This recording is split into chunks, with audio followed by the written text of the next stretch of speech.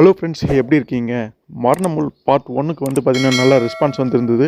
டெக்ஸ்குலர் கதைகள்னாலே நம்ம சேனலில் சொல்லவே தேவையில்லை. கண்டிப்பாக அது ஒரு நல்ல வரவேற்புங்கிறது அப்படிங்கிறது இருக்கும். அதே மாதிரி இந்த கதைக்குமே நீங்கள் கொடுத்த சப்போர்ட், வியூஸுமே நல்லா போயிருந்தது. ஸோ அதே மாதிரி 2வது பார்ட்டுமே இந்த கதை எப்படி முடிய போகுது அப்படிங்கிறத பார்க்குறதுக்கு ஆவலாக இருப்பீங்க நான் நினைக்கிறேன். ஸோ இந்த கதை வந்து மற்ற கதைகள் மாதிரி ஆக்ஷன் இருக்காது. ஆனால் கொஞ்சம் டிஃப்ரெண்ட்டான ஒரு டைப்பில் மிஸ்ட்ரி டைப்பில் போகக்கூடிய ஒரு இன்ட்ரெஸ்டிங்கான ஸ்டோரி தான். நிச்சயம் உங்களுக்கு பிடிச்சிருந்துருக்குது. அதே மாதிரி கடைசி பார்ட்டுமே லைக் பண்ணீங்க. ரொம்பவே சூப்பராக இருக்க போகுது. வாங்க தாமதிக்காமல் வீடியோக்குள்ளே போயிடலாம்.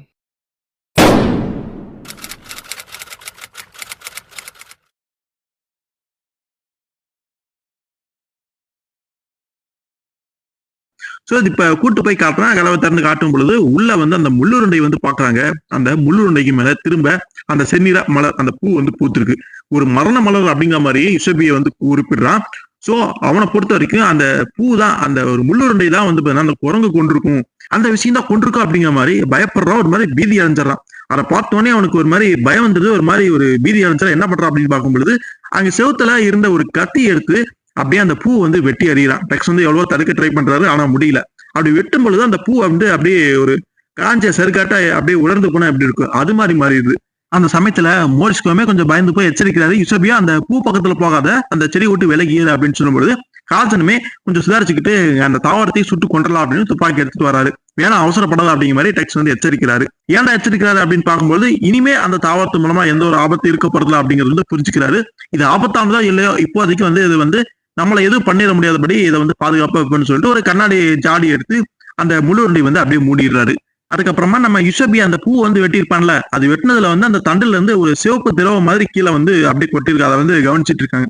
ஏதோ பிசுன்னு மாதிரி இருக்குது, அப்படியே பார்த்துட்டு இருக்காங்க. அந்த சமயத்துல மோரிஸ்கோ அது என்ன அப்படிங்கிற மாதிரி யோசிச்சிட்டாரு. இருந்தாலுமே ஒரு வாட்டி செக் பண்ணிக்கலாம், ஆராய்ச்சி பண்ணி பார்த்துக்கலான்னு அதை வந்து ஆராய்ச்சியுமே பண்ணி பார்த்துடுறாரு. அது என்னங்கிறத கரெக்டாக கண்டுபிடிச்சிட்டாரு. ஸோ இது ஏதோ பிசின் மாதிரி சிவப்பு திரவம் மட்டும் இருந்தாலுமே இது அதெல்லாம் ஒண்ணும் கிடையாது. இது வந்து ரத்தம் தான். இன்னும் நல்லா சொல்ல போனா இது வந்து அந்த இறந்து போன அந்த குரங்கு இருக்குல்ல, அந்த குரங்குடைய ரத்தம் அப்படின்னு சொல்லும் பொழுது நம்ம டெக்ஸ்ட்ல இருக்கு, அதிர்ச்சியா இருக்குது. ஸோ இந்த செடி தான் அந்த குரங்கு கொண்டிருக்கும் அப்படிங்கிறது அது மூலமா உறுதியுமே ஆயிருது. அந்த ரத்தம் வந்து அந்த செடிக்குள்ள, அந்த தண்டுக்குள்ள இருக்கிறத வச்சு அவங்க கண்டுபிடிச்சிடுறாங்க. இது எப்படா சாத்தியம், இந்த தாவரங்கள் எப்படி இதை வந்து பண்ண முடியும்? சில தாவரங்கள் இருக்குது, அது வந்து மாமிச பிரச்சனைகள், இந்த பூச்சிகள் எல்லாமே உட்கொண்டு தேவையில்லாத விஷயங்களை துப்பிடும். அது மாதிரியான தாவரங்கள் நமக்கு தெரியும். ஆனா இது ஏதோ ரத்தத்தை எல்லாம் உறிஞ்சு ரத்த காட்டேரி மாதிரி செயல்படுது.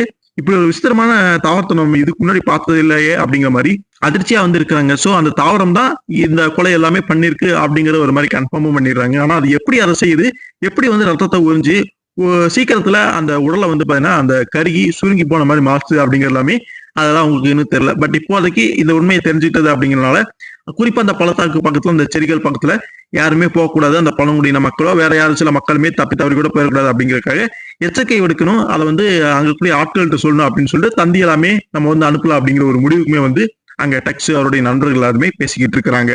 ஸோ இது மூலமா ஒரு சில விஷயங்கள் அவங்களுக்கு வந்து தெளிவாயிருது. ஸோ இதனாலதான் விலங்குகளா இருக்கட்டும், குதிரைகள், இதெல்லாமே வந்து ஏதோ ஆபத்தை உணர்ந்தா அந்த நேரத்துல வந்து கத்திருக்கும். சோ அது வந்து கார்சன் சொல்றாரு, இந்த மாதிரியான செடிகள் பக்கத்துல உருண்டு வரும் பொழுதுதான் ஆபத்தை உணர்ந்ததுனாலதான் குதிரைகள் வந்து கணச்சிருக்கு அப்படிங்கறத புரிஞ்சுக்கிறாரு. ஆனா டெக்ஸ்ட்ல இருக்கு அந்த ஒரு சந்தேகம் மட்டும் இருந்துட்டே இருக்குது. நம்ம கார்சன் வந்து அந்த ரீங்கார ஓசையை வந்து கேட்டிருப்பாரு. அது வந்து இந்த செடிகள் வந்து கத்துறதுக்கு வாய்ப்பு இருக்குதா, இந்த மாதிரி ஓசையை வந்து சிலுப்பிக்கிட்டு எழுப்ப முடியுமா அப்படிங்கிற சந்தேகம் வரும் பொழுது அதை பத்தி நம்ம முயற்சிக்கு உறுதியா தெரியல. நம்ம ஒரு சில விஷயங்களை பண்ணி பார்ப்போம், பரிசோதனைகளை பண்ணி பார்ப்போம். அது பண்ணும்பொழுது நமக்கு எல்லா விஷயங்களுமே தெளிவாயிரும் அப்படிங்கிறத புரிஞ்சுக்கிறாங்க. அது மட்டும் இல்லாம இந்த தாவரங்கள் செயல்படுறது நைட் நேரத்துல மட்டும்தான், அதனால பகல் நேரத்துல ஆபத்து இல்லை அப்படிங்கிறதுமே புரிஞ்சுக்கிறாங்க. அதனால அந்த சோதனை வந்து நைட் நேரம் தான் நம்ம செஞ்சு பார்க்க முடியும். அப்பதான் இந்த தாவரம் செயல்படுது அப்படின்னா அது என்ன பண்ணுது, அது வந்து எப்படி செய்யுது, எப்படி கொள்ளுது அப்படிங்கிற எல்லாமே தெரிஞ்சுக்க முடியும் அப்படின்னு அதுக்கான ஏற்பாடுகளுமே அங்க பண்ண ஆரம்பிக்கிறாங்க. அந்த இடைப்பட்ட நேரத்துல நம்ம வந்து அங்க இருக்கக்கூடிய கிராமத்து ஆட்களுக்கு வந்து எச்சரிக்கணும் அப்படின்னு சொல்லிட்டு தந்தி அனுப்புறதுக்காக நம்ம டெக்ஸ்லர் அவருடைய நண்பர்களுமே கிளம்பி போயிடுறாங்க. அதுக்கடையில மோரிஸ்கவும் யுசோபியாவும் அந்த முள்ளுருண்டையை வந்து பரிசோதனை பண்றதுக்கான அந்த ஏற்பாடுகளை பண்ணிட்டு இருக்காங்க. அவருடைய வீட்டுக்கு பின்னாடி எங்கேயோ ஒரு தோட்டம் வந்து இருக்குது. அங்க ஒரு இடத்துல வந்து கண்ணாடிகளை வந்து நாலா பக்கமும் சுத்தி ஒரு தடுப்பு அரண் மாதிரி வச்சிடறாரு. அதுக்குள்ள முள்ளுருண்டையை வச்சு ஏதாவது ஒரு விலங்கினத்தையோ எதையோ வச்சு வந்து பரிசோதனை செஞ்சு பார்க்கலாம். அந்த முள்ளுருண்டை வந்து தாக்கிதான் கொள்ளுது அப்படின்னா அது எப்படி வந்து கொள்ளுது அந்த உயிரினத்தை, அது எப்படி ரத்தத்தெல்லாம் உறிஞ்சுது அப்படிங்கறத தெரிஞ்சுக்கலாம் அப்படின்னு அந்த ஏற்பாடு எல்லாமே அங்க பண்ணிட்டு இருக்காங்க. சோ 1 மணி நேரம் கழிச்சு நம்ம டெக்ஸ்லர் அவருடைய நண்பர்களுமே அங்க வந்துட்டாங்க. அவங்க அந்த தகவல் எல்லாமே சொல்லிட்டு வந்திருக்காங்க. சோ கோட்டை கமாண்டர் வின்ஸ்லோ அப்படிங்கிற நபருக்குமே எச்சரிக்கை வந்து விடுத்துட்டாரு. அது போக அந்த சன்சைன் பகுதியில தானே அந்த எரிக்கல் வந்து எழுந்திருக்கும். சோ அங்க இருக்கக்கூடிய அந்த செரிப்புகளுக்குமே தகவல் தந்தி மூலமா வந்து அனுப்பி எச்சரிச்சுட்டாரு. அது போக அபாச்சி அப்புறம் டிபிஎன் ஸ்குவாட்டில் உள்ள கமாண்டர்கள் அந்த அதிகாரிகளுக்குமே தந்தை மூலமா அனுப்பி எச்சரிக்கையுமே விடுத்துட்டாரு. சோ இப்ப வந்து பாத்தீங்கன்னா அந்த மோரிஸ்கோ வந்து ஏற்பாடாலுமே பண்ணி வச்சுட்டாரு. சோ சீக்கிரமா அன்னைக்கு நைட்டு டின்னர் சாப்பிட்டு அந்த பரிசோதனை செய்யறதுக்காக வெளியில வராங்க, அந்த தோட்டத்துக்கு வந்து வந்துடுறாங்க. அதுக்கு முன்னாடி எதுக்கு நீங்க துப்பாக்கி வந்து கையில வச்சுக்கோங்க, அந்த முள்ளுட்டை வந்து நகருது அப்படின்னா கண்டிப்பா அப்படியே உருண்டுதான் போகும், அதை தாண்டி குதிக்கிறதுக்கு வாய்ப்பு இல்லை. சப்போஸ் தாண்டி இது குதிச்சதுன்னா நம்ம வந்து அதை வந்து எதிர்க்கிறதுக்கு தயாரா இருக்கணும்ல, அதனால துப்பாக்கி கையில வச்சுக்கோங்க அப்படின்னு சொல்லும்போது அவங்களுமே எச்சரிக்கையா வந்து அந்த இடத்துல இருக்கிறாங்க. டெக்ஸ்லர் வந்து அங்க வந்து பாக்குறாரு, அங்க ஒரு வயசான ஒரு நாய் இருக்குது. சோ அந்த வயசான நாய் வந்து பாத்தீங்கன்னா யாரோ வந்து அங்க விட்டுட்டு போனாராமா. அந்த நாய் வந்து நோயெல்லாம் பாதிக்கப்பட்டு ரொம்பவே ஒரு மோசமான நிலையில தான் இருக்குது. அதனால அந்த நாய் போட்டது வந்து தப்பு கிடையாது, ஒரு வகையில கருணை கொலை மாதிரி தான். சோ அந்த நாயை தான் பலிகடா வாக்க போறாங்க. அதுக்கப்புறம் அந்த ஜாடியில அந்த முள்ளுருண்டையை வந்து வச்சிருப்பாங்க. அந்த முள்ளுருண்டையை யுசேபியை கவனமா கொண்டு வந்து அந்த கண்ணாடி அந்த அரணுக்குள்ள வந்து பாத்தீங்கன்னா அப்படியே வச்சிடுறாரு. வச்ச உடனே அந்த முள்ளுருண்டை கிட்ட எந்த ஒரு அசைவுகளும் அப்போதைக்கு இல்ல. அதுக்கப்புறமா அந்த நாயை வந்து காட்டுறாங்க. அந்த நாய் வந்து திடீர்னு பயந்து போக ஆரம்பிச்சுது. எல்லா விலங்குகளுமே அந்த உருண்டையை பார்த்தா அதிர்ச்சி அடைஞ்சது, ஏதோ ஆபத்து அப்படிங்கிறது ஒண்ணு. நாயுமே அதே தான் பண்ணுது. அதுக்கப்புறம் நிலாவுமே முழுசா வந்துருது, ஃபுல்லா வந்து இருட்டாயிருச்சு. அப்ப அந்த முள்ளுருண்டை செயல்பட ஆரம்பிக்குது. திடீர்னு அந்த ஒரு வினோத அந்த சத்தத்தை வந்து எழுப்ப ஆரம்பிக்குது. சோ அன்னைக்கு நைட்டுமே நானும் இதே சத்தத்தை தான் கேட்டேன் அப்படின்னு காதன் சொல்றாரு. அப்பதான் நம்ம நண்பன் சொன்னது உண்மை அப்படிங்கிறத அவங்களுமே புரிஞ்சுக்கிறாங்க. அது திடீர்னு அந்த உருண்டை அப்படியே நகர்ந்து போக ஆரம்பிக்குது. இவங்களுக்கு எல்லாம் அதிர்ச்சியா இருக்குது. இது எப்படா தானா இயங்குது, தானா நகர்ந்து போதே அப்படிங்கிற மாதிரி ஆச்சரியமா பாக்குறாங்க. ஒரு கட்டத்துக்கு மேல நகர்ந்து போனது அப்படின்னு நின்றுது. என்னடா பண்ணுது அப்படின்னு பார்க்கும் பொழுது திடீர்னு ஒரு விஷ ஊசியாட்ட அதோடைய ஒரு முள்ள மட்டும் அப்படியே அந்த நாய் மேல செலுத்தி அங்க கொன்றுது. சோ அந்த முள்ளுருண்டை நாய் இப்படி கொண்டதை பார்த்து அவங்களுக்கு பெரிய அதிர்ச்சியா இருக்குது. இப்படிப்பட்ட ஒரு விஷயத்தை அவங்க பார்த்ததே கிடையாது. அதுக்கப்புறம் அது என்ன பண்ணுது அப்படின்னா அந்த முள்ளுருண்டை வந்து அப்படியே அந்த நாய் மேல வந்து ஒட்டிக்குது. அது மேல ஏறி அப்படியே சாப்பிட தொடங்குது அப்படின்னு சொல்லலாம். டெக்ஸும் மோரிஸ்கோ அதை புரிஞ்சுக்கிறாங்க.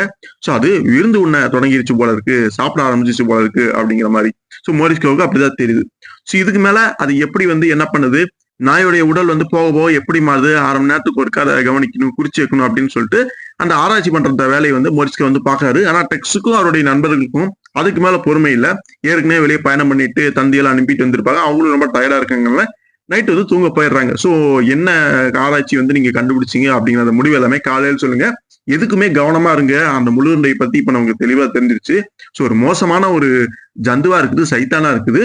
அதனால முடிஞ்ச வரைக்கும் ஆராய்ச்சி பண்றப்ப கவனமா இருந்துக்குங்க அப்படின்னு சொல்லும்போது நானும் கவனமா இருந்துக்கிறேன், நீங்க போயிட்டு நல்லபடியா தூங்கிட்டு வாங்க அப்படிங்கிற மாதிரி அவருமே அனுப்பிச்சு வச்சிடறாரு. சோ அவருடைய நண்பர்களும் ரூமுக்கு போய் தூங்குறதுக்கு முன்னாடி அந்த ஜந்துவை பத்தியே அந்த முள்ளுண்டையை பத்தி தான் யோசிச்சுக்கிட்டு இருக்காங்க. எப்படா இந்த மாதிரி எல்லாம் தாக்கி கொள்ளுது, அதிசயமா இருக்குது, அதெல்லாம் பண்ணிட்டு எப்படி கடைசியா ஒரு பூ மாதிரி அப்படியே சின்னத்துல பூக்குதே, அதுக்கு என்ன அர்த்தம் அப்படிங்கிற மாதிரி குழப்பத்துல எல்லாமே இருக்காங்க. சரி இப்போதைக்கு தூங்குவோம், எல்லா விளக்குமே நமக்கு நாளைக்கு வந்து மோரிஸ்கோ சொல்லிடுவாரு, அப்ப நமக்கு எல்லாமே தெரிஞ்சிடும் அப்படின்னு தூங்க போயிடுறாங்க. சோ அன்னைக்கு மறுநாள் காலையில நம்ம யுசேபியா டீ வந்து எடுத்து கொண்டு வராரு. எல்லாருமே குடிச்சிட்டு மோரிஸ்கோ வந்து பார்க்க போலாம் அப்படின்னு இருக்காங்க. அப்ப டெக்ஸிலர் நேற்று நைட் அப்படி என்னதான் நடந்தது நாங்க போனதுக்கு அப்புறம் அப்படின்னு கேட்கும் பொழுது யுசேபியா அந்த விவரங்கள் எல்லாமே சொல்ற அப்படி. சோ அந்த முள்ளுருண்டை நாயின் மேல அந்த கழுத்துல போய் அமர்ந்ததுக்கு அப்புறமா கொஞ்சம் கொஞ்சமா அந்த நாயுடைய தோல் வந்து சுருங்கிட்டே வந்தது வந்து கவனிச்சிருக்காங்க. சோ அது ரத்தத்தை குடிச்சிட்டு இருக்குது. சோ கடைசியா 2 மணி நேரம் கழிச்சு பார்க்கும் பொழுது முழுசாவே அந்த நாய் வந்து எலும்பு தோலுமா அந்த சடலங்கள் எப்படி கிடக்கும் அது மாதிரி மாறி இருந்தது. அதுக்கப்புறம் அந்த முள்ளுருண்டைகள் வந்து பாத்தீங்கன்னா அப்படியே ஒரு மாதிரி பெருத்து இருந்தது. ரத்தத்தை குடிக்கும் பொழுது பெரிய ஒரு உருவமா ஒரு பெருத்து இருந்துச்சு. அதுக்கப்புறம் அது திரும்பவும் அதோட வேலையை முடிச்சதுக்கு பழைய நிலைமைக்கு வந்து மாறி இருக்கு. அந்த முற்கள் எல்லாமே திரும்ப முளைச்சு அது உச்சியில வந்து பாத்தீங்கன்னா ஒரு செந்நிற தண்டாட்டம் அப்படியே முளைக்க ஆரம்பிச்சிருக்கு. அந்த தண்டு முடிவா செந்நிற பூவா வந்து பாத்தீங்கன்னா மலர்ந்துருக்குது.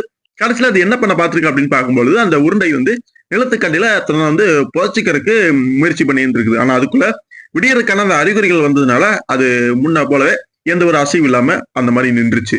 சோ நைட்ல மட்டுமே செயல்படக்கூடிய ஒரு விசித்திரமான ஒரு தாவரமா இருக்கு. தாவரமோ அல்லது ஜந்தோ, சோ விசித்திரமா தான் இருக்குது.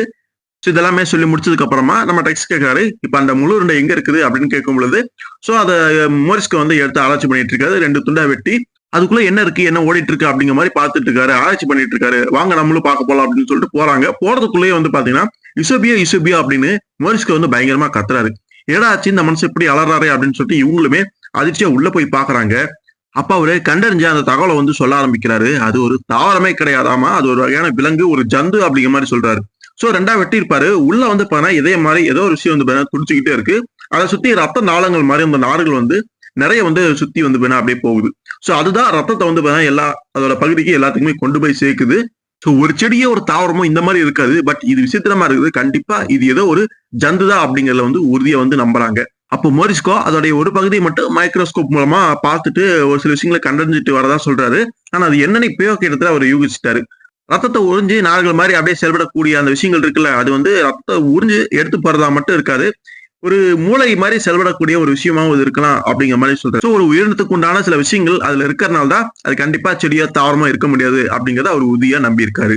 அதுக்கப்புறமா இந்த சோதனை எல்லாமே முடிச்சுட்டு நானுமே உங்க கூட அந்த எரிக்கல் விழுந்த இடத்துக்கு வரேன் அப்படின்னு சொல்லும் பொழுது, ஏன் இன்னும் உங்களுக்கு சோதனைக்கு ஏதாவது இன்னும் எக்ஸ்ட்ரா ஏதாவது தேவைப்படுதா அப்படிங்கிற மாதிரி டெக்ஸ்ட் கேட்கறது. ஆமா, ஏன்னா இது எப்படி பல்கி பெருகுது அப்படிங்கிற நான் நேர்ல பார்க்க விரும்புறேன். அப்புறம் மத்த சயின்டிஸ்ட் கூட எல்லாமே கலந்து பேசி நாங்க இது சம்பந்தமா சில ஆராய்ச்சி தான் பண்ண வேண்டியிருக்கு அப்படின்னு சொல்லும் பொழுது, இந்த உள்ளுருண்டைகளை வந்து சீக்கிரமா அழிக்கிறது தான் நல்லது. நீங்க சொல்ற மாதிரி பல்கி பெருகுச்சு அப்படின்னா மனிதர்களுக்கு ஆபத்தாகும், நிறைய பேர் இறக்கறதுக்கு வாய்ப்பாகும் அப்படின்னு சொல்லும் பொழுது அதை வந்து அவருமே புரிஞ்சுக்கிறாரு. இப்போதைக்கு ஒரு பகுதி மட்டும் அப்படி ஓரமா பத்திரமா வச்சுட்டு இன்னொரு பகுதியை வந்து நல்லா வந்து ஆராய்ச்சி பண்ணி பார்க்கலாம் அப்படின்னு நினைக்கிறாரு. சோ அந்த ஒரு துண்டா மட்டும் பத்திரமா வைக்கிறதுக்காக ஆல்கஹால்ல இருக்கக்கூடிய ஒரு ஜாடி வந்து மோரிஸ்க்கு கொண்டு வர அப்படி யூசோபியா எடுத்துட்டு வர சொல்ற அப்படி யூசோபியா அந்த ஒரு ஜாடியில ஆல்கஹாலை எடுத்துட்டு வர அப்படி. சோ அதுக்குள்ள அந்த ஒரு துண்டு அப்படியே போடுறாங்க. திடீர்னு என்ன ஆகுது அப்படின்னா ஆல்கஹால் வந்து அப்படியே நுரைச்சு பொங்க ஆரம்பிக்குது. ஒரு மோசமான ஒரு விஷவாயு மாதிரியான நெடி வந்து அப்படியே அமோனியா வாயு மாதிரி அப்படியே வெளியில வருது. எல்லாருமே கொஞ்சம் விலகிதான் நிக்கிறாங்க. அந்த வாசனைங்கிறது அந்த நெடிங்கிறது அந்த அளவுக்கு மோசமா இருக்குது. அந்த தண்ணியே பச்சை கலர்ல ஒரு மாதிரி மாறிடுது. அதுக்கப்புறம் எல்லாமே அந்த நுரை எல்லாமே பொங்கி வந்து அடங்குனதுக்கு அப்புறமா பாக்குறாங்க ஆல்கஹால் பழைய நிலைமைக்கு வந்திருக்கு, நார்மலா இருக்கு. ஆனா உள்ள போட்டாங்களே அந்த ஒரு துண்டு, அது இருந்த இடமே தெரியல. அந்த முள்ளுருண்டையவே காணோம், அப்படியே கரைஞ்சு போச்சு, காணாம போச்சு அப்படின்னு சொல்லலாம். சுத்தமா அது இருந்த இடத்துக்கான தடயத்தையே பார்க்க முடியல. இது எப்பறம் சாத்தியா அப்படிங்கிற மாதிரி அதிர்ச்சியா பார்த்துட்டு இருக்காங்க. டெக்ஸ்லர் ஒரு விஷயத்தை கண்டுபிடிச்சிட்டாரு. சோ இந்த முள்ளுருண்டைகளை வந்து அழிக்கிறதுக்கான ஒரு உத்தரவாதமான வழியை நம்ம கண்டுபிடிச்சிட்டோம் அப்படிங்கிறத புரிஞ்சுக்கிறாரு. தற்செயலா எப்படியோ இந்த விஷயத்தை கண்டுபிடிச்சிட்டோம். சோ அதனால இதை சீக்கிரமா அழிச்சிடலாம் அப்படிங்கிற மாதிரி நினைக்கிறாரு. சோ உடனே வந்து நாங்க கிளம்பணும் அப்படிங்கிற மாதிரி டெக்ஸ்ல சொல்ல, நானுமே உங்க கூட வரேன், ஒரு பாதையை சேஃபா இன்னொரு இடத்துல வச்சுட்டு நான் வந்து உங்க கூட வரேன் அப்படிங்கிற மாதிரி பேசுறாங்க. சோ அப்ப இந்த ஜந்து வந்து இந்த விலங்கு இது ஒரு விலங்குதான் அப்படிங்கிற மாதிரி மோரிஸ்க்கு சொல்ல வரும்பொழுது, இது எப்படி நீங்க விலங்குன்னு சொல்ல வரீங்க, கண்டிப்பா இது பூமியை சேர்ந்த ஏதோ ஒரு விலங்கா இருக்கிறதுக்கு வாய்ப்பு கிடையாது அப்படின்னு சொல்லும் பொழுதுதான் அந்த எரிக்கல்லோட சேர்ந்து இது வந்து விழுந்திருக்கலாம் அப்படிங்கிற மாதிரி சொல்றாங்க. அந்த வகையில பார்க்கும்பொழுது இந்த ஜந்து வந்து வேற்று உலகத்திலிருந்து வந்திருக்கலாம் அப்படிங்கிற மாதிரி நினைக்கிறாங்க. ஏதாவது பிளானட்ல இருந்து வந்தா அப்படி சொல்லலாம், ஆனா ஒரு எரிக்கல்ல இருந்து இது வந்திருக்கு அப்படிங்கிறப்ப இதை நம்ம எப்படி எடுத்துக்கிற மாதிரி மோரிஸ்கோ யோசிக்கிறாரு. ரொம்ப யோசிக்க வேணாம், எனக்கு பட்டதை நான் சொன்னேன், மீதி எல்லாம் நீங்க ஆராய்ச்சி பண்ணி நீங்க தெரிஞ்சுக்கங்க, இப்போதைக்கு நம்ம கிளம்பலாம் அப்படின்னு சொல்லிட்டு எல்லாருமே அங்க கிளம்ப ஆரம்பிச்சிடுறாங்க. சோ இதுக்கடையில அந்த எரிக்கல் விழுந்த இடத்துக்கு சில மைல் தொலைவில் வந்து பாத்தீங்கன்னா காட்டுறாங்க. அங்க ராணுவ வீரர்கள் இருக்காங்க, ரோந்து பணியில வந்து பாதுகாப்பு வந்து இருக்கிறாங்க. சோ நம்ம டெக்ஸ்லர் வந்து தந்தி அனுப்பி அந்த முள்ளுருண்டைகள் கிட்ட இருந்து தள்ளியாருங்க, அது ஆபத்தானது, விஷயத்தன்மையுடையது அப்படின்னு சொல்லும் பொழுது அதுக்கான அந்த முன்னேற்பாடுகள் எல்லாமே கோட்டையில இருந்து அந்த கமாண்டர்கள் எல்லாமே சொல்லியிருந்திருப்பாங்க. அதுபடி இவங்க பாதுகாப்பான அந்த விஷயங்கள் எல்லாம் முன்னேற்பாடுகளை பண்ணிட்டு இருக்காங்க. சோ அங்க ஒரு குதிரை வண்டியில பயணிகள் 2 பேர் வந்துட்டு இருக்காங்க. அங்க சில ராணுவ வீரர்கள் வழிமறிச்சு நீங்க இந்த பக்கமா போகக்கூடாது, நீங்க வேற வழியா போய்க்கிங்க, இங்க சில ஆபத்துக்கள்லாம் இருக்குது அப்படின்னு சொல்லும் பொழுது அதை அந்த நபர் வந்து கேட்கவே மாட்டேங்கிறாரு. நான் வந்து இந்த பகுதியா தான் போகணும், ஏற்கனவே லேட்டா ஆச்சு, சீக்கிரம் போகணுங்கிற மாதிரி சொல்ற அப்படி. ஆனா அங்க இருந்து அந்த ராணுவ வீரர் அதெல்லாம் முடியாது, ஒரு தாவரம் ஒரு செடி வந்து இருக்குது, அது வந்து விஷத்தன்மையுடையது, ரொம்ப ஆபத்தானது, அதனால நீங்க வேற வழியில தான் போய் ஆகணும்னு சொல்லும் பொழுது ஏனாவது இவங்க எப்படி சொல்றாங்க அப்படின்னு சொல்லிட்டு கொஞ்சம் கடுப்பாയി திருப்பி வண்டியை அப்படி செலுத்திட்டு போயிடுறாரு. ஆனா ராணுவ வீரர்களை பொறுத்த வரைக்கும் இவன் நம்ம சொன்னதை கேட்ட மாதிரியே தெரியல, வேற ஏதாவது வேலைத்தனம் பண்ணி திரும்ப இந்த வழியை வந்துட்டு என்ன பண்றதுங்கிற மாதிரி யோசிக்கிறாங்க. அது போக டெக்ஸ்லர் வந்து மோரிஸ்கோவை சந்திக்க போன அந்த சமயத்திலேயே சில மரணங்கள் வந்து நிகழ்ந்துருச்சு. சோ அந்த பகுதியில தெரியாதனமா போனவங்க சில மக்கள் எல்லாமே அங்க அந்த முள்ளுருண்டை கிட்ட பாதிக்கப்பட்டு இறந்தும் போயிருக்கிறாங்க. அந்த ஒரு சில சடலங்களை இவங்களுமே பார்த்திருக்காங்க, அதை பத்தி பேசிக்கிறாங்க. சோ அந்த முள்ளுருண்டை விஷயத்தன்மையுடையதா என்ன ஏது நமக்கு தெரியாது. அது மூலமா இறந்து கிடந்த அந்த சடலங்களை பார்க்கும்பொழுதுதான் ரொம்ப பயமா இருந்துச்சு. ஏதோ ரத்தமெல்லாம் உறிஞ்சப்பட்டு தோலெல்லாம் கருங்கி இப்படி ஒரு மரத்தை நான் பார்த்ததே கிடையாது. அந்த உடலை பார்க்கும்பொழுது அப்படி பயமா இருக்குது. இவங்களால நம்ம பேச்சை கேட்காம இவங்க பாட்டுக்கு போறாங்களே, எதுக்கு இவங்க வந்து சரியான பாதையில நம்ம சொன்ன பாதையில தான் போறாங்களா, இல்ல வேற ஏதாவது வேலைத்தனம் பண்றாங்களா அப்படின்னு சொல்லிட்டு பின்னாடியே போய் பாக்குறாங்க. ஆனா ஆல்ரெடி அவங்க முன்னாடி போயிட்டாங்க, எதையுமே கேட்காம முன்னாடி போயிட்டாங்க.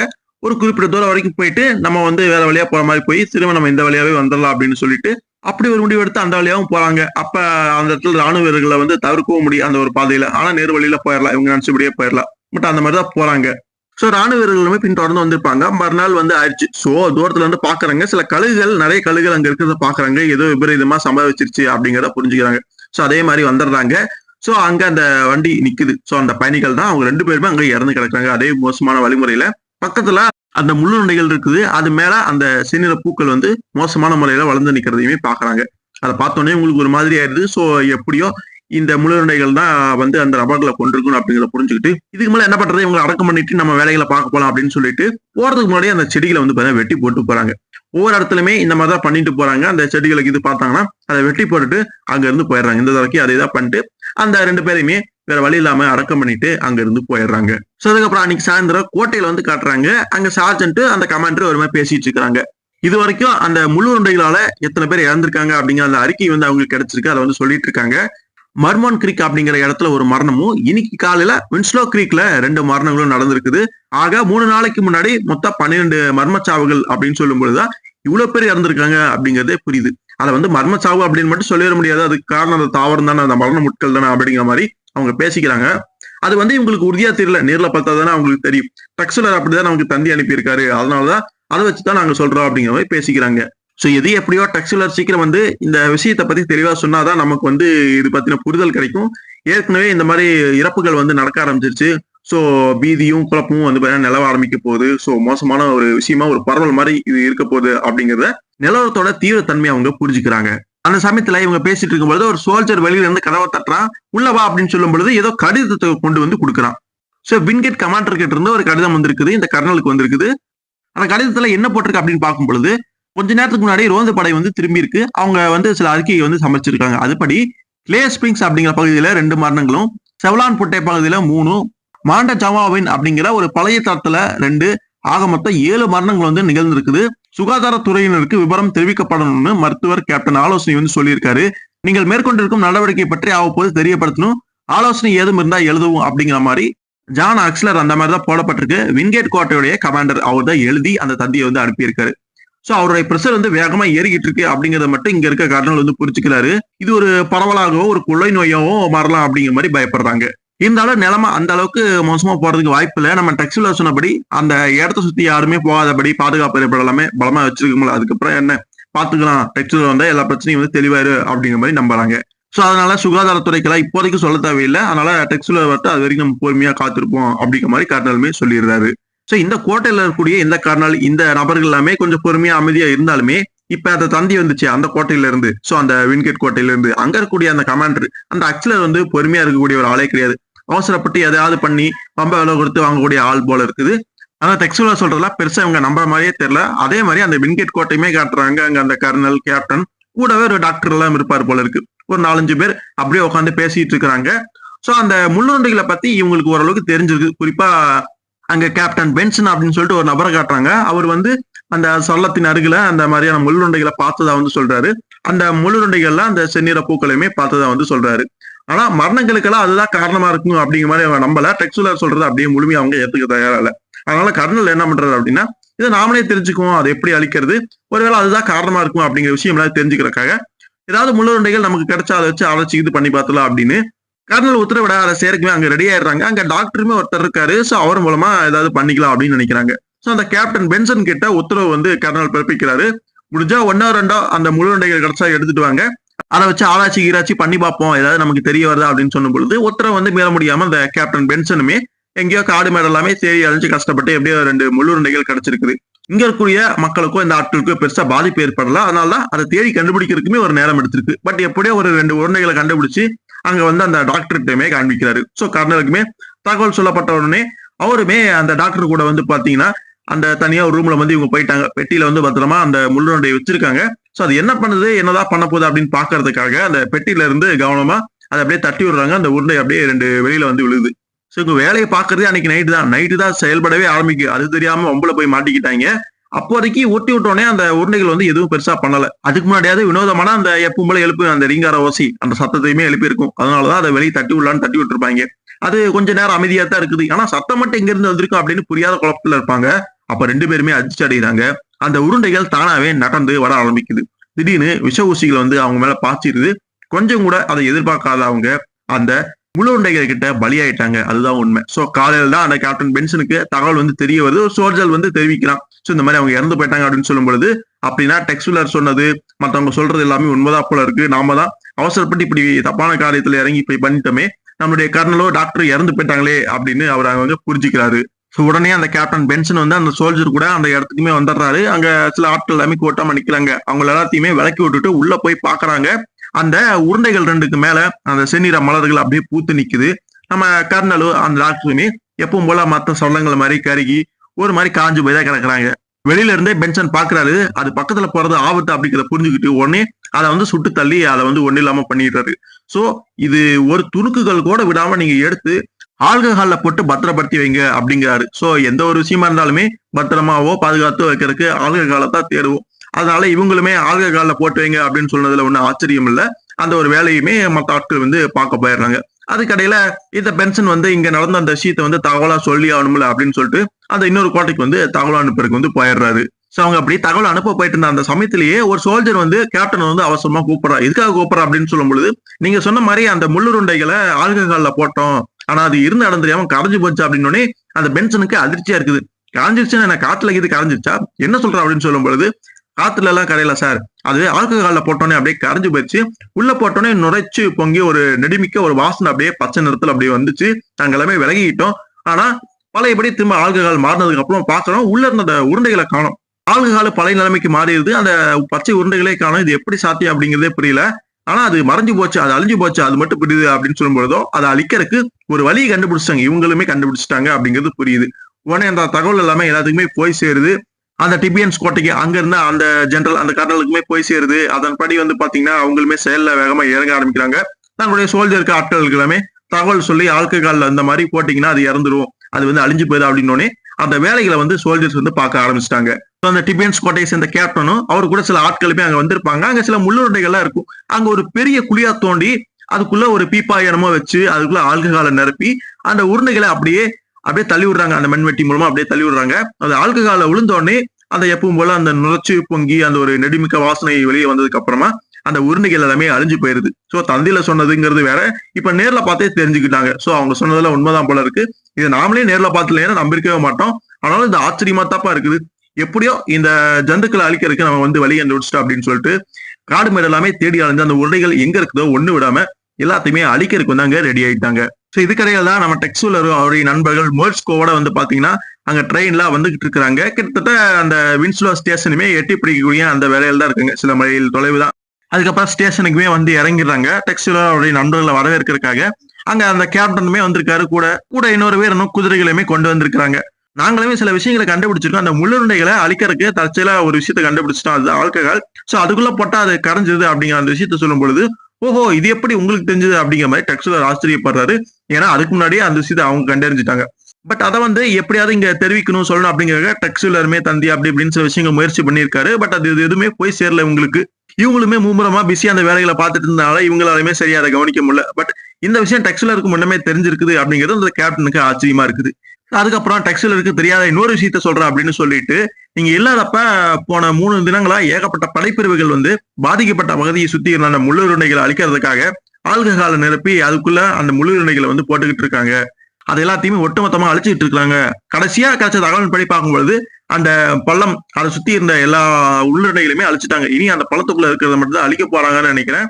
அதுவும் முடிஞ்சிருச்சுன்னா ஒட்டுமொத்தமா அந்த தாவரங்கள் இந்த உருண்டைகள் எல்லாமே அழிச்சிடலாம் அப்படிங்கிற மாதிரி கேப்டன் சொல்லும் பொழுது, அநியாயம் அப்படிங்கிற மாதிரி மோரிஸ்கோ பதறீங்க, ஏன் அப்படி சொல்றீங்க அப்படிங்கிற மாதிரி கேப்டன் கேட்கும் பொழுது, அது ஒரு வினோத ஜந்து, அதை வச்சு நான் சில மாதிரிகளை வச்சு ஆராய்ச்சி பண்ணலாம்னு நினைச்சேன், என்ன இப்படி பண்ணிட்டீங்க அப்படிங்கிற மாதிரி அவரு கவலைப்படுறாரு ஒரு சயின்டிஸ்ட் அப்படிங்கிற முறையில. ஆனா அதுக்கு அந்த கேப்டன் தான் என்ன பண்ணுவாரு, கவர்னரும் சுகாதாரத்துறையும் உயர்மட்ட அதிகாரிகளும் அந்த முள்ளுருண்டைகளை அழிச்சே ஆகணும் அப்படின்னு சொல்லிட்டு உத்தரவு கொடுத்ததுனால எல்லாருமே அந்த வேலைகளை பார்த்துக்கிட்டு இருக்கிறாங்க. ஆனாலுமே மோரிஸ்கோ வந்து கொஞ்சம் கெஞ்சி கேட்கற மாதிரி கேட்கறாரு, ஏதாவது ஒரு சிலதையாவது விட்டு வைக்க சொல்லுங்க, என்னோட ஆராய்ச்சிக்கு தேவை அப்படின்னு சொல்லும் பொழுது டெக்ஸுலருமே அந்த நிலவரத்தை புரிஞ்சுக்கிட்டு மோரிஸ்கோவுக்கு எடுத்து சொல்றாரு. அவர் மட்டும் என்னதான் பண்ணுவார் அந்த கேப்டன். சோ உத்தரவுகள் மேலிடத்திலிருந்து வரும் பொழுது அவரால் எதுவுமே பண்ண முடியாது, நம்ம வந்து இதை கேட்டுதான் ஆகணும் அப்படிங்கிற மாதிரி சொல்றாரு. அப்ப கேப்டன் இடமறிச்சு, நீங்க அதை எதுக்காக ஜந்துங்கிற மாதிரி சொன்னீங்க, அது சாதாரண தாவரம் செடி தானே அப்படின்னு சொல்லும் பொழுது, அது ஒன்னும் தாவரமோ செடியோ கிடையாது, எங்களுடைய இந்த நண்பர் இருக்காரே இவர் இந்த மோரிஸ்கோ, இவர் சாதாரண ஒரு மனுஷன்ல நல்ல ஒரு சிறந்த ஒரு விஞ்ஞானி, அவர் கண்டுபிடிச்ச அந்த தகவலின் அடிப்படையில் தான் நாங்களே உங்களுக்கு அந்த விஷயத்த சொன்னோம். ஸோ அது பாக்குறதுக்கு சாதாரண ஒரு முள்ளுருண்டையோ ஒரு செடி மாதிரி ஒரு விஷ தாவரம் மாதிரி தெரியல, ஆனா அது வந்து ஒரு ஜந்து. அதோடைய உள்ள வெட்டி பாத்தீங்க அப்படின்னா ஏதோ துடிக்கிற மாதிரியான இதே மாதிரியான விஷயம் இருக்கு, அதை சுத்தி ரத்த நாளங்கள் அப்படியே ஓடுது. ஸோ அதுதான் அந்த ரத்தத்தை வந்து உறிஞ்சு ஒரு மாதிரி எடுத்து போகுது.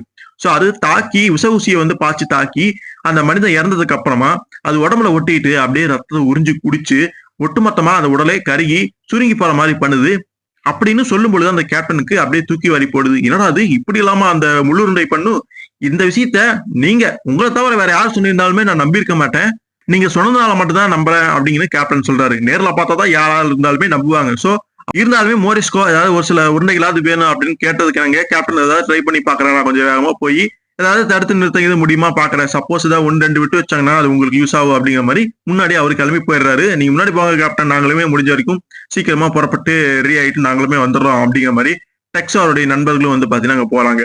சோ மோரிஸ்கோவுக்கு வந்து பாத்தீங்கன்னா குதிரை வண்டியை வந்து ரெடி பண்ணிட்டு நம்ம எஸ்ஓபியை தான் ஓட்டிட்டு போறாரு. நார்மலா மெதுவா போகக்கூடிய மனுஷன் எப்படியாவது சில தாவரங்கள் அந்த முழு உருண்டைகள் கிடைக்காதா அப்படிங்கிற அந்த ஏக்கத்துல வண்டியை வந்து இசுபியை வேகமா வரட்டு சொல்லிட்டு வேகமா போய்கிட்டு இருக்கிறாங்க. சோ அவருக்கு அந்த தாவரங்கள் ஏதாவது சில முழு உருண்டைகள் கிடைச்சே ஆகணும் அப்படிங்கிற அந்த ஒரு விஷயத்துல ஆர்வத்துல கவனத்துல இருந்ததுனால நம்ம ஒரு மோசமான பயணத்தை மேற்கொண்டுட்டு இருக்கிறோம், வேகமா அந்த காட்டு முன்னான பாதையில போயிட்டு இருக்கிறோம் அப்படிங்கறதே மறந்து போய் அவருடைய கவனம் முழுக்க அதுலதான் இருக்கு அப்படிங்கிறத டெக்ஸுலர் அவருடைய நண்பர் காசனுமே புரிஞ்சுக்கிறாங்க. இந்த மனுஷனோட இவ்வளவு ஆர்வமா இருக்கிறத ஆராய்ச்சி பண்றதுக்கு அதெல்லாம் ஒட்டுமொத்தமா அழிஞ்சா போதுங்கிற மாதிரி நான் நினைச்சிட்டு இருக்கேன். இந்த விவகாரமே இந்த ஒரு விஷயமே எங்களுக்கு புதிதா இருக்குது. இதெல்லாமே முடிஞ்சதுக்கு அப்புறமா நல்லா ஒரு பாத் டப்ல போய் சூப்பரா சுடுதண்ணில குளியல் போட்டாதாப்பா கொஞ்சம் நமக்கு நிம்மதியா இருக்கும் அப்படி மாதிரி சொல்லும்போது கரெக்டா சொன்னா எனக்கும் அப்படித்தான் தோணுது அப்படிங்கிற மாதிரி டெக்ஸுலருமே இங்க சொல்றாரு. ஆக மொத்தத்துல அந்த விவகாரத்தின் மூலமா இவங்க நொந்து போயிருக்காங்க அப்படிங்கிறது மட்டும் புரியுது.